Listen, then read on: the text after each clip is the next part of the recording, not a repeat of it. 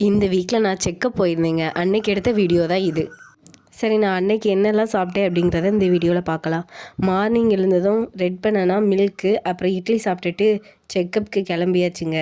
எங்கள் ஊரில் இருக்கிறவங்கெல்லாம் முக்குடலில் இருக்க கவர்மெண்ட் ஹாஸ்பிட்டலுக்கு தான் ப்ரெக்னென்சி செக்கப்புக்கு போவோம். போகிற வழியில் ஒரு மலரும் நினைவுகள்ங்க.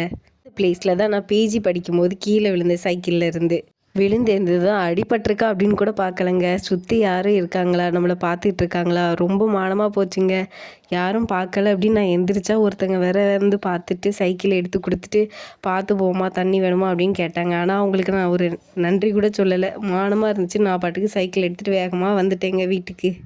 சரி, அன்றைக்கி செக்கப் முடிச்சுட்டு ஆஃப்டர்நூன் வந்ததுக்கப்புறம் ரச சாதமும் பொரியலும் வச்சு சாப்பிட்டேன். அப்புறமா சத்து மாவில் பண்ண உப்புமா, அப்புறம் அடுத்த மாதுளம்பழம் சாப்பிட்டுட்டு நைட்டு டின்னருக்கு சப்பாத்தி தான் சாப்பிட்டேன், நல்லா குருமா வச்சு. செம்ம டேஸ்ட்டாக இருந்துச்சு. பாய். நெக்ஸ்ட் ஒரு மினி விலாகில் பார்க்கலாம்.